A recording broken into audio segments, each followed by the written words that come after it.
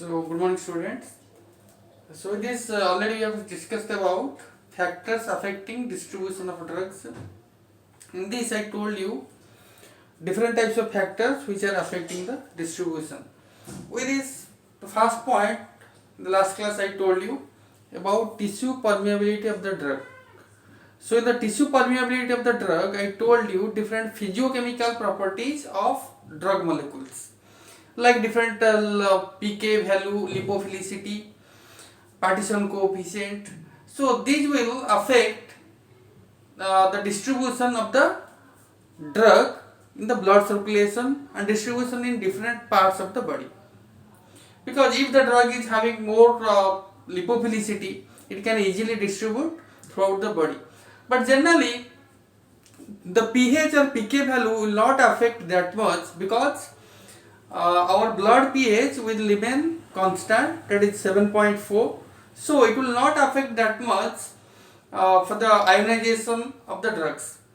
So that's why this ionization and unionized drug will be distributed same, because it will not be affected by the blood pH or plasma. So that's why these are the tissue permeability of the drugs. With this, also I told you different types of physiological barriers present in the body. So barriers means it will prevent the drugs entry into the different parts of the body. So different types of barriers there, already I told you that simple capillary cell membrane barrier, simple cell membrane barrier, then your blood brain barrier, blood CSF barrier, blood placental barrier, and blood testis barrier. So different types of barriers there, these will prevent entry of the drug to different parts of the body. So these barriers act as a protective layer for the body. If we are taking different types of exogenous substances or toxic substances, it will prevent entry of these, but it will allow endogenous substances which are produced inside the body.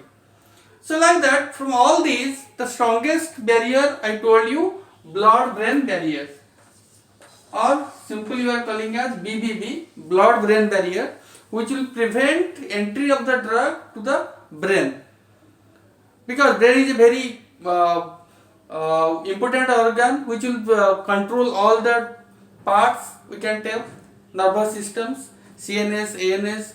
So that's why it's very important that all the drugs should not enter into the brain. So that's why the blood brain barrier is the strongest one, but there is a particular point where we can where the drug can enter, that is if you are taking intranasally, then the drug can enter easily to the brain. So there is a particular area, what I told yesterday, trigger area. In the trigger area, the drug can enter if you are taking the drug intranasally. So with this, let us discuss about blood cerebrospinal fluid. It is also similar to your blood brain barrier. So like that, blood placental barrier, already I told you, the drug will pass the placenta. If the drug will pass easily to placenta, then it will affect the fetus.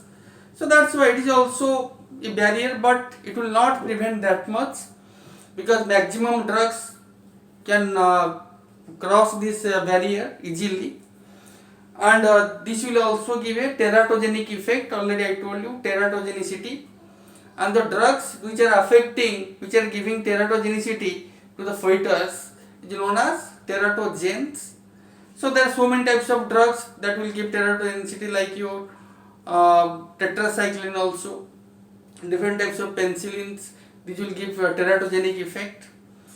So like this, different types of barriers in our body which will prevent entry of the drugs.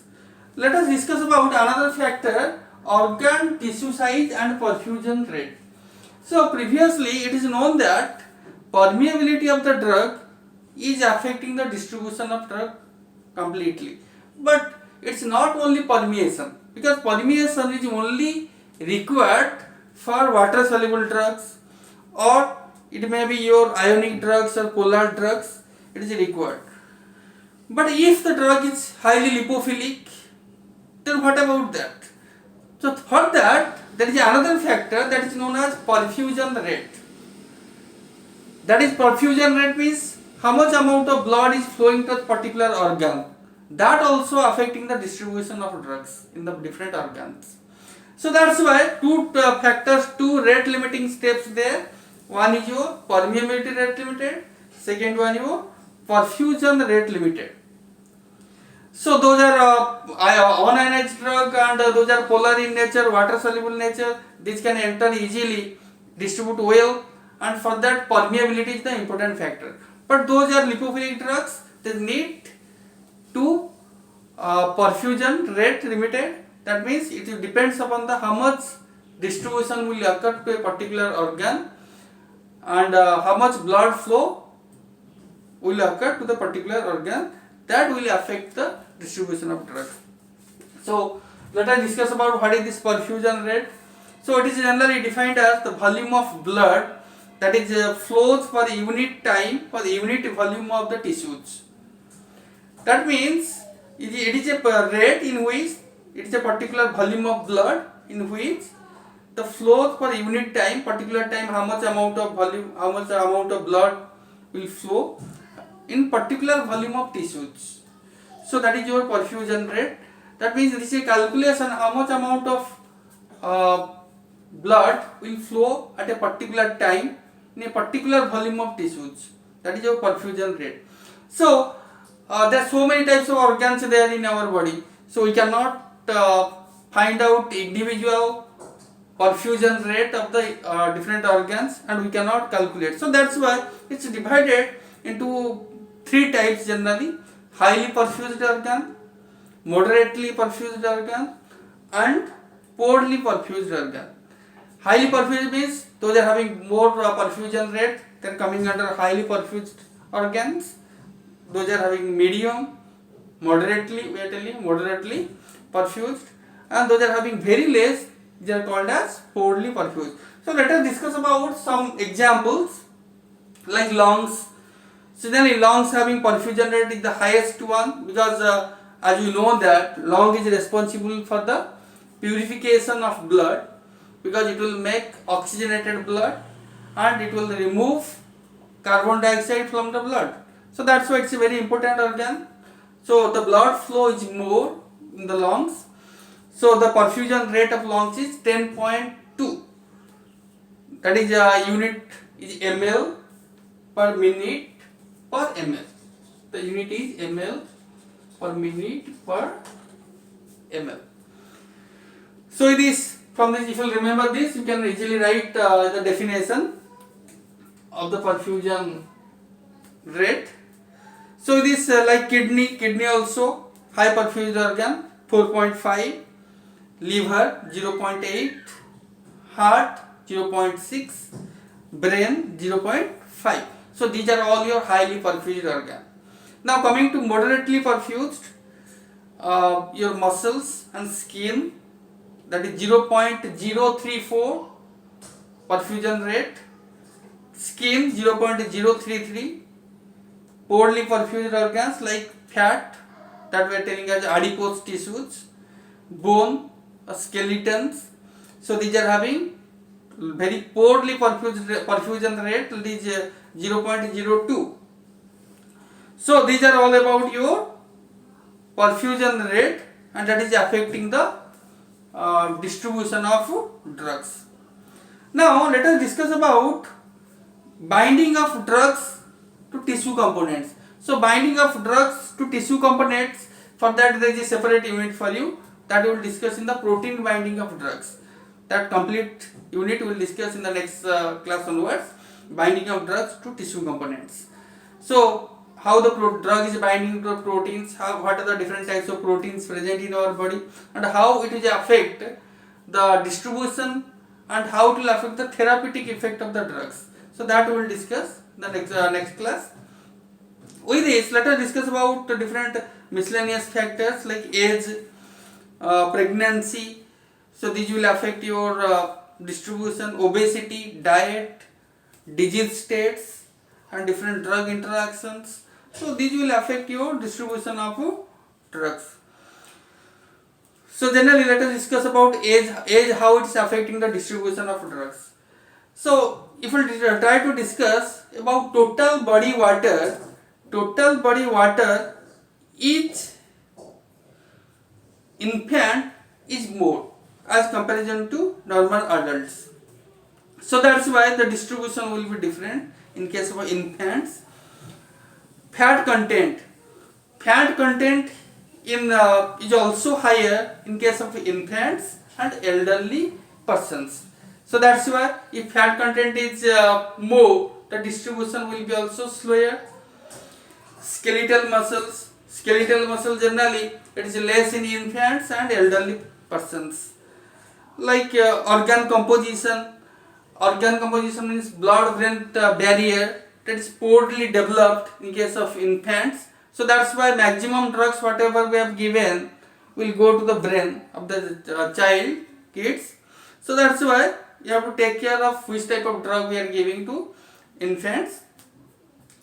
Like that, during pregnancy also, as we know that there is a growth of uterus, placenta and fetus continuously increases the volume of and that will also increase the compartment. It will act as a separate compartment in the body. Generally, as I told you, in distribution we are dividing our body into different compartments. Like one is your blood compartment, other tissues we are keeping in other compartments. So that's why when there is a pregnancy, it will act as a separate compartment. The distribution will be separate. So that's why we can tell the ECF will divide in different manner. Like that, obesity also, those are fatty persons, the distribution will be different because adipose tissues present in the body will bind the drug. So that's why the distribution will be different in case of obese patients and the dose required is more because the drug will bind with the fat more amount, so the distribution will be less. Blood concentration in the plasma will be comparatively less. Like that, different diets, which type of food we are taking, that will also affect distribution. Disease state and drug interaction, these will affect your distribution of drugs. Now the most important part we will discuss about volume of distribution.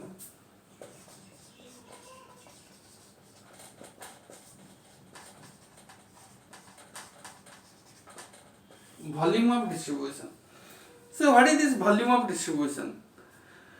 Generally, when the drug is distributed, to know how much amount of drug is present in different organs or tissues, it's very practical, it's very difficult.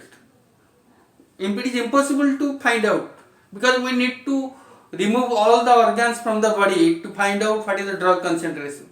So for that we need a easy method so that we can find out easily what is the total amount of drug present inside our body. So that's why we are taking two parameters here. One is plasma drug concentration and amount of drug in the body. So we are taking two terms, C and X. C and X. C means plasma drug concentration, X means amount of drug present in the body. So as per that, C is directly proportional to X. C is directly proportional to 6, or we can tell X is directly proportional to C, whatever it is. So that means X amount of drug present in the body is equal to, if we remove the proportionality constant, we will get a proportionality constant, yes, Vd. We will get a proportionality constant that is known as Vd. Vd means volume of distribution. So volume of distribution is a constant term, proportionality constant term, which will get when we are taking two parameters, amount of drug present in the body and plasma drug concentration. So we can write now Vd is equal to X divided by C. That means volume of distribution or apparent volume of distribution is equal to amount of drug present in the body divided by plasma drug concentration. So also we can define now what is apparent volume of distribution. It is defined as the hypothetical volume of body fluids present in the body from which the drug is dissolved or distributed. That means it is defined as hypothetical volume of body fluid into which the drug is dissolved or distributed. That means it is a particular volume in which the amount of drug is dissolved or distributed in the body, that is known as apparent volume of distribution. So that is one important parameter generally you are determining for a particular drug, because from that only we can find out how much it is distributed in particular parts of the different organs of the body. So let us discuss about, if we are taking an example of different fluid compartments in the body of a particular adult person. For the adult person we are generally considering 70 kg, and in the body fluids, different types of body fluids present inside our body, like a plasma, your extracellular fluid, intracellular fluids. So if we discuss about vascular fluid or blood or plasma, it will be around 6 liters there, and percentage of body weight is 9%, and percentage of total body water is 15%. Total body water for plasma is 15%. Like that, for extracellular fluid ECF, we can tell its total volume is 12 liters present in our body, and percentage 17%, and total percentage of total body water, that is 28%. Like that, intracellular fluid, that consists of 57%. So total will be your 100%. That means the body fluids present will be plasma, ECF and intracellular fluids. So it is to find out different how much concentration of drug in different fluids, we are using different types of markers or tracers, and from this we are finding generally to find out how much amount of drug is bounded with plasma, albumins.